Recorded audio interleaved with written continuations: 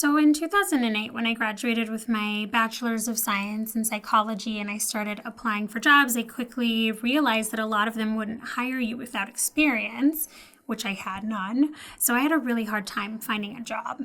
So I ended up working as a waitress for, I think, 2 more years after that before I started volunteering at Aviva Children's Services. And that I really enjoyed doing. So through the contacts that I had made at Aviva, I was told that there was a job opening with Child Protective Services, and I applied and I got the job. So I did that for maybe 2.5 years until I realized that it was super hard work and not very great pay. And so I decided to work towards my master's degree, which I did in social work, and I graduated in 2013. So to become a licensed clinical social worker, you have to obtain your master's in social work. I ended up with my undergrad in psychology, and so I needed to complete the full program. If you end up actually getting a bachelor's in social work, then the master's program is shorter. So with a bachelor's in psychology, my master's program was 2 years, although I went part-time, so it took me 3 years.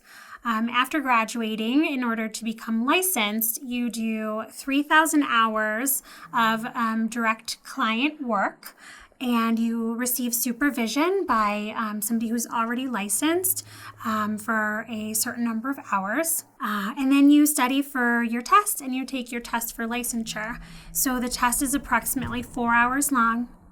It's 120 questions, and if you pass and you've met all of the hours requirements, then you are given your license. And it depends on the state as well.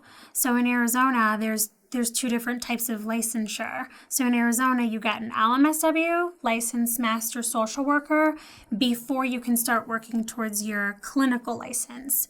In Colorado, that license doesn't exist. So here you just go straight for your clinical license without ever getting a license prior to that. So I graduated my master's program and actually ended up working at the agency that I interned with while I was still in school.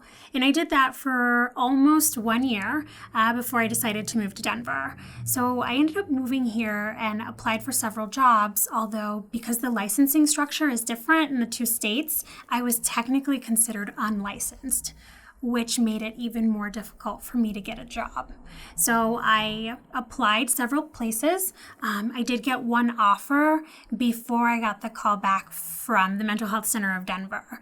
So the reason that I was given this position, other than I think I interviewed well, is because I'm bilingual. So that was really key in helping me get a job that would provide supervision so that I could obtain my license, because finding a job that provides that is pretty difficult. So the typical career path for a therapist or a licensed clinical social worker, there are many, but I think probably the most popular is to work for community mental health, work for an agency until you can get licensed. And then a lot of people go on to open their own private practice. I think that I want to continue doing this work because I really enjoy it, but I think that I would want to strive towards having more work-life balance.